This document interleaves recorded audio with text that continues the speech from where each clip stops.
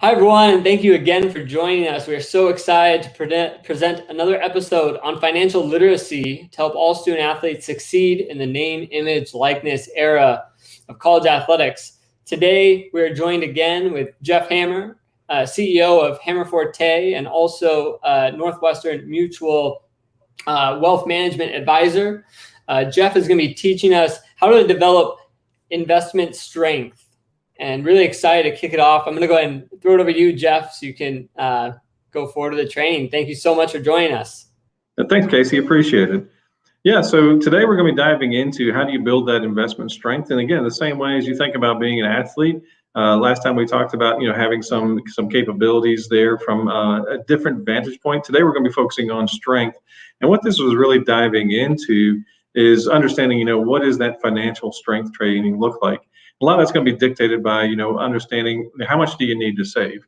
Sometimes we see folks who are saving way too much. So a lot of times folks aren't saving nearly enough. But we'll take a look at that as well as, which savings mechanism might be right.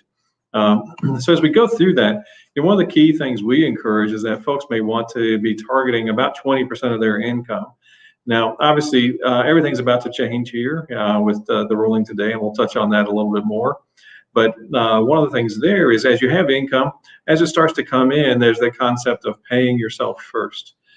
Because, one of the things there, depending on where you go, is let's say, for example, if you have that opportunity for a professional career, there is a very real possibility you could make 80 to 90% of your lifetime income during that window of time.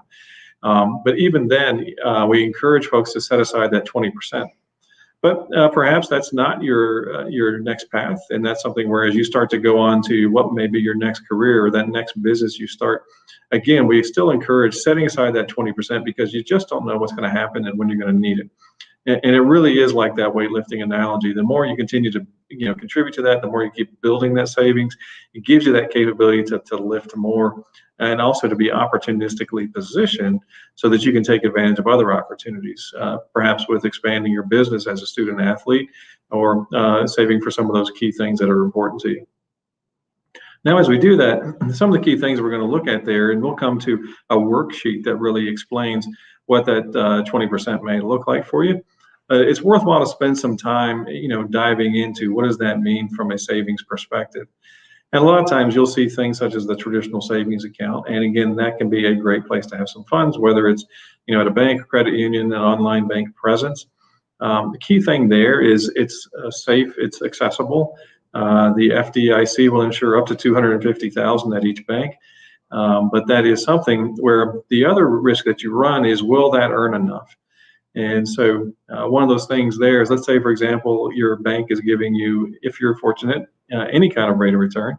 But let's say they're giving you a 0.1% rate of return. Well, cost of living, depending on where you live in the country, goes up about 2 to 4%. So if you're only getting a 0.1% rate of return, but inflation is going up by 2 to 4, you're actually losing ground on your money. Because let's say it's a 4% inflation rate, you've actually lost 3.9% of your purchasing power every year. Now, what does that mean? Let's say, for example, if you had $1,000, that means a year from now, your $1,000 is going to have the purchasing power of about $961. If we go out to the next year, you're probably less than $920 for that same $1,000. If you go out 3 years, we're now in the neighborhood of roughly about $870. That's how fast inflation can erode your purchasing power, is you may have lost $130 worth of purchasing power within the span of about 3 years in that example. So it's good to have some money there. You need it. If you ever need it in 5 minutes, you can go get it. But that's the purpose of the savings accounts. Now, other ways that you can build strength training, the idea of a bond. And a bond is basically, that's something you can buy. It's something that basically has more of an IOU kind of a quality to it. So if any of you have ever had brothers or sisters and they borrowed money from you, then the idea there is that at some point you hope they pay you back. You may have written them out on IOU. That is the exact same concept of how a bond works, except in this case, it may be a bond with a local, with a state, with a local community. For example, they may be putting a new school system in and floating bonds. And what they do is they say, give us $1,000 today, we'll give you $2,000 20 years from now. As a result of that, they're giving you some growth on your money, but it is something that is not going to be as liquid for a while. Now you can trade bonds, there's things you can do there, but that's kind of the quick concept of how a bond works. Stocks are basically just individual ownership of a company. So let's say, for example, you decided you wanted to be a part owner of Tesla. You can buy a single share of stock, and now you are a very small owner of Tesla. As Tesla does well, so do you. Also, if Tesla becomes more volatile, your value of your investment becomes more volatile. But that's all a stock is you're just buying a very small ownership interest in that particular company, and your fate is riding with their performance. The mutual funds, the way I like to describe them is they are very much like a grocery cart. If you think about it, if you go to the store and you're picking up some food for the week, right? You may pick up some ramen noodles, you may be picking up pizza, you may be getting milk, getting cereal, getting meat, fruit, etc. When you go to check out, they don't make you pay for everything all at once, or at least one by one. They don't make you pay $4 for the milk. They don't make you pay $5 for the pizza. They don't make you pay one by one. What they do is they charge a flat amount saying everything in the basket was $60. That's the same idea of a mutual fund, is that with those mutual funds, you're getting a lot of different pieces of things. You're getting a lot of different stocks, a lot of different bonds. You're buying small pieces of a lot of those things, and they bundle them together so that instead of having to buy one of everything, which gets very expensive very quickly, you can buy pieces of things and keep it within, for example, in this example, a $60 contribution. There are mutual funds trading out there for far less than that, some that are trading for thousands of dollars, but it allows you to buy a lot of different pieces economically.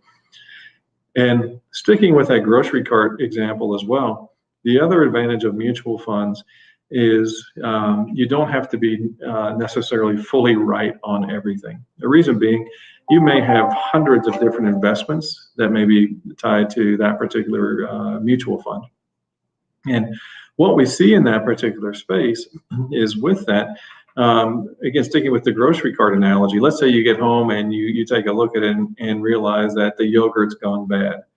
Well, in that particular case, you don't throw out all the groceries, you just throw out the yogurt and say, look, I'm not going to let that contaminate everything else I've got. The rest of it's still good. Same idea with a mutual fund. Periodically, they will go through and reassess and say, which investments are doing well, which ones aren't, and what is the forward-looking view of that? And they will throw some of those investments out because they may not fit their objectives anymore. And that way, it saves you the hassle of having to know what's happening with hundreds of individual investments. There are mutual fund managers handling that for you. So the mutual fund allows you to point in multiple directions and have a good diversification strategy, potentially, depending on how it's structured. But now you can spread it around very cost effectively. Obviously, crypto, there's a lot of opportunities there, and there's a lot of opinions on that right now. Crypto is something that I encourage folks, you may want to take a look at something like that. But I definitely, with any of these strategies, I don't encourage folks to go all in on any one strategy. As we've seen, for example, over the last few weeks, crypto, especially things like Bitcoin, for example, has been pretty volatile. It's bounced around by as much as 40%, depending on when you got in. If you got in on the low side, you're happy. If you got in on the high side, you're feeling the pain. But it can definitely be a great diversification strategy, something to keep in mind. IRAs, this is something that, with your business, you have the capability of setting up retirement accounts as well. So with an IRA, you can put an awful lot of things in there, such as stocks, bonds, and mutual funds. But the idea of an IRA is basically an IRA or a Roth IRA is basically just a wrapper. So, for example, if I took a look at two different candy bars, and I won't name them, but let's say one has caramel in the middle, so it's the ultimate candy bar ever created, and another one doesn't. I don't want the poor cheap substitute of a candy bar that does not have the caramel in the middle. What's important to me is I want the one that has the caramel. But what's really going to be important is knowing and seeing that wrapper around the candy bar that tells me, hey, this is the one with caramel, this is the one without, because I don't want to waste time on the one without. Well, that is the same idea of what we're looking at with the concept of an IRA or a Roth IRA. It may have stocks, bonds, mutual funds, other things inside of it, but if it's got that IRA wrapper around it, that says anything inside of that particular account, that is going to be growing tax deferred. Well, what does that matter to you? Well, let's say, for example, because of your earning income, you now have that capability to put funds in an IRA. Well, $1,000 today may be worth $50,000 or $60,000 later on because of your time horizon. Would you rather pay the tax on that now and take it out tax-free later on? That's the idea of a Roth IRA. Or would you rather say, I'd rather put it all in now and pay the taxes later? Well, that's the idea of an IRA. An IRA, an individual retirement account, allows you to delay the taxes until later. A Roth says we're going to pay the tax hit now, but we want to take everything from that day forward growing tax-free. So these are things you now have the capability of doing with earned income.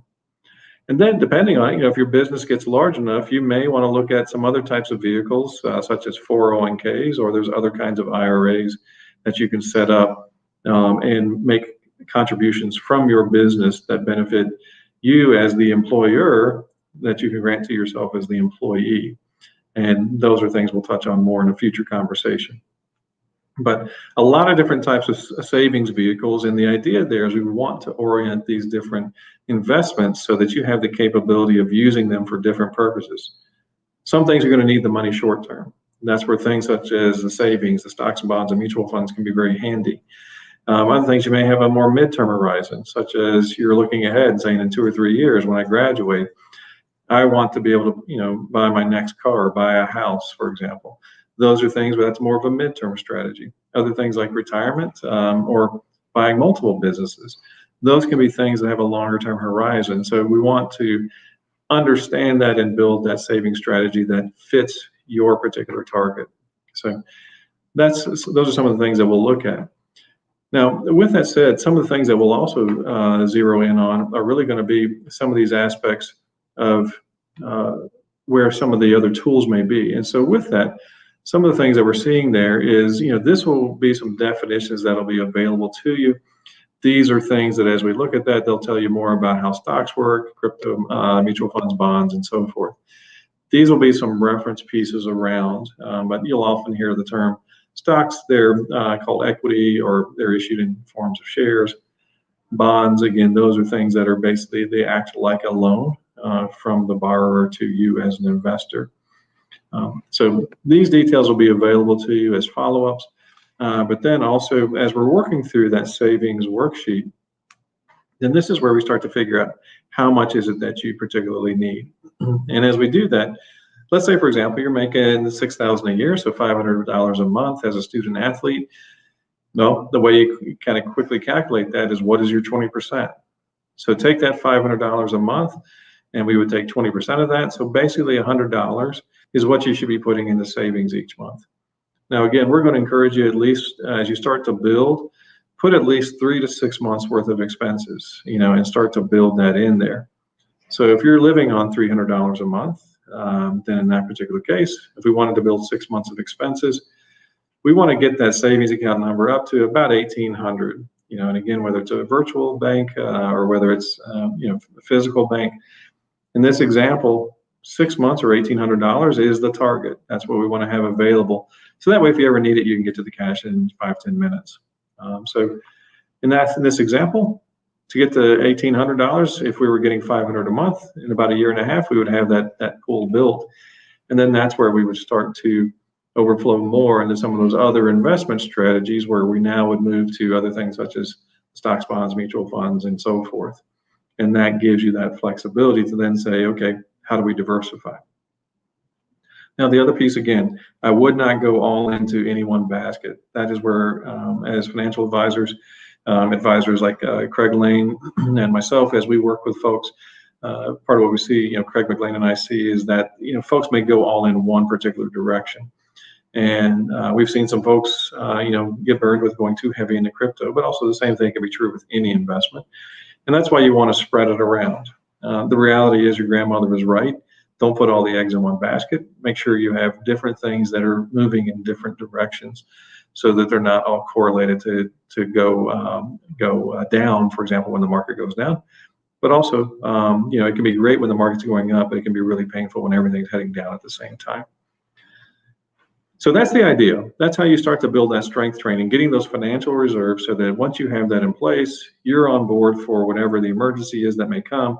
but now you're starting to build these different investments for future things that you want to do. And that's where, again, we'll talk through in some future sessions, which of these types of buckets would be best to access when. And we'll go through some situations there.